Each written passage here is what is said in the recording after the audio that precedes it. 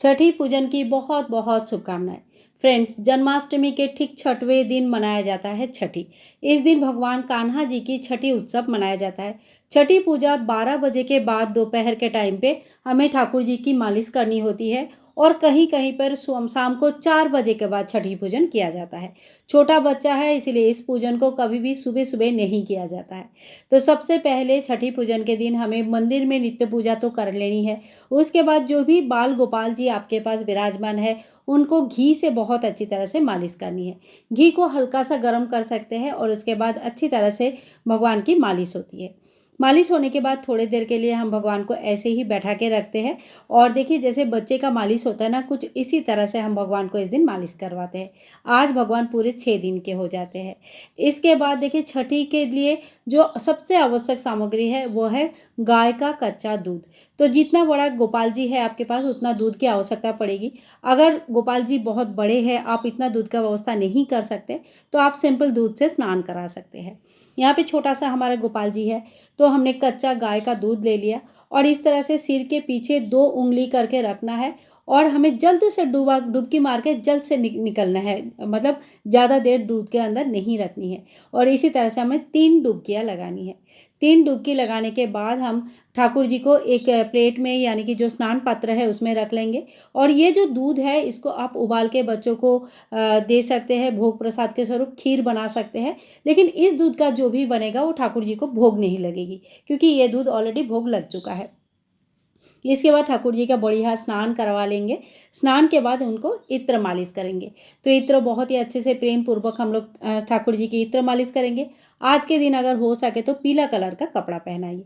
अगर नया कपड़ा लाए हैं तो बहुत अच्छा है, नहीं भी लाए कोई बात नहीं। जो भी आपके पास कपड़े पहले से अवेलेबल है, वो शुद्ध सात्विक तरीके से वो आप ठाकुर जी को पहना सकते हैं। फिर ठाकुर जी को पहनाया जाता है नजरिया। नजरिया एक काला सफ़ेद इस तरह का मोतियों से बना हुआ रहता है। बच्चों को नज़र ना लगे इसलिए ये ज़रूर पहनाया जाता है। कमर में भी बांधा जाता है, गले में पहनाया जाता है और दोनों हाथों में चूड़ियाँ पहनाया जाता है। इसकी पूरी सेट मार्केट में मिलती है, 30 से 50 रुपये का होता है। और आप चाहे तो इसको घर पर भी बना सकते हैं। अगर नया नहीं लाए तो पुराना पिछले साल का भी यूज़ कर सकते हैं। नजरिया पहना देंगे। ठाकुर जी का आज मोरपंख जरूर अर्पण किया जाता है, तो मोरपंख वाले आप पगड़ी यूज़ कर सकते हैं। इसके बाद हमें ठाकुर जी को लगानी होती है काजल। तो जो चम्मच हमने लिया है उसी में दिया के ऊपर थोड़ी देर के लिए पकड़िए, तो एक छोटा सा काजल इस तरह से बन जाता है। अब ये काजल थोड़ा सा ठंडा होने दीजिए, क्योंकि इस वक्त ये जो काफ़ी गर्म रहता है। थोड़ा ठंडा होने के बाद ठाकुर जी की दोनों आंखों में लगाना है, पैर के तलवे में लगाना है, हाथों में लगानी है। तो इस तरह से जैसे हम बच्चों को काजल लगाते हैं, बच्चों को भी आज के दिन पहली बार काजल लगाया जाता है, उसी तरह से हम ठाकुर जी को काजल लगाएंगे ताकि ठाकुर जी की नज़र ना लग जाए। आज के दिन इसीलिए नज़रिया पहनाना, काजल लगाना, नज़र उतारना बहुत ज़रूरी हो जाता है, क्योंकि ठाकुर जी को इस दिन नज़र लगने की बहुत ज़्यादा चांसेस होती है। अगर आपने बाँसुरी नहीं ले पाए जन्माष्टमी के टाइम पे, तो आज के दिन बाँसुरी भी लेके आ सकते हैं, कान्हा जी को गिफ्ट कर सकते हैं। और अगर पहले से बाँसुरी है तो वही बाँसुरी आप कान्हा जी के सामने गिफ्ट करके रख सकते हैं। इसके बाद हम तुलसी दल और फूल चढ़ा देंगे। ओम पुष्पम समर्पयामि, इस मंत्र का जप करेंगे, ठाकुर जी को पुष्प समर्पण करेंगे। और उसके बाद थोड़ी सी निछावर हम ठाकुर जी को जरूर अर्पण करेंगे। तो निछावर 500, 1000, 100, 150 जितने भी आपके जो भी आप दे सकते हैं, जो भी आपके सामर्थ्य है, उस हिसाब से ठाकुर जी के ऊपर 5 बार या 7 बार वार लेंगे। और उसके बाद निछावर हम बाद में इसी पैसे का कुछ भी खरीद के हम ठाकुर जी को गिफ्ट कर देते हैं।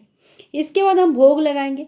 भोग में मेन भोग जो होता है वो है कढ़ी चावल का भोग। इसके अलावा आप 56 भोग बना सकते हैं, कोई बात नहीं। तो जितने भी आपकी भक्ति श्रद्धा से जो भी भोग आप बनाएंगे, उस दिन भगवान को भोग अर्पण किया जाता है। साथ ही में हम तुलसी दल युक्त जल रखेंगे। मोर पंख से पंखा जरूर किया जाता है। मोर पंख से पंखा करने से कहते हैं कि नज़र उतर जाता है। तो ये नज़र उतारने का ये भी एक बहुत अच्छा तरीका है। इस तरह का अगर आपके पास पानी शंख, यानी कि छोटा सा जो शंख है, जो नहीं बजने वाला शंख है, इसमें जल और तुलसी दल डाल के 3 बार इस तरह से ठाकुर जी के ऊपर वारेंगे और ये जल किसी पौधे में डाल देंगे। इस तरह से भी ठाकुर जी की नज़र उतारा जाता है। इसके अलावा आप नमक और सरसों से नज़र उतार सकते हैं। तो जैसे भी आपके यहाँ पे नज़र उतारा जाता है, उस तरह से नज़र उतार लीजिए। थोड़ी देर बाद जैसे 10-15 मिनट के बाद खाना हम यहाँ से निकालेंगे और घर के सभी मेंबर में ये भोग प्रसाद बांट देंगे। आप मेन खाना में मिक्स करके भी लोगों को खाने के लिए दे सकते हैं। फिर ठाकुर जी का हम आरती उतारेंगे। तो आरती करेंगे, जो भी आरती आपको आता है, ठाकुर जी का नहीं आता है तो मोबाइल में बजाकर भी सुन लीजिए और फिर भगवान का आरती कर लेंगे। आरती होने के बाद ठाकुर जी को हम झूला झुलाते हैं, लेकिन उससे पहले एक थोड़ा सा हाथ में जल लेंगे, 3 बार वार लेंगे और इस तरह से आरती को शांत किया जाता है। हाथ जोड़ करके पूजा में रही कमियों के लिए समय याचना करेंगे और उसके बाद हम झूला तैयार करेंगे। जो झूला हमारे पास है उसी झूला में झूलाना है। अगर झूला नहीं है तो फिर आप हाथों से या गोद में भी झूला झुला सकते हैं। ठाकुर जी को आज के दिन झूला ज़रूर झुलाया जाता है। तो इस तरह से हम ठाकुर जी को झूला झुलाएंगे और इसी तरह से बहुत ही सरल सिंपल तरीके से हमारा छठी महोत्सव का पूजा संपन्न हो जाता है। इसके बाद ठाकुर जी को आप अपने आसन में अपने मंदिर में विराजमान कर सकते हैं। फ्रेंड्स, आज की पूजा विधि अगर आप लोगों को अच्छा लगा तो please like share and comment, channel को सब्सक्राइब करके रखें। राधे राधे।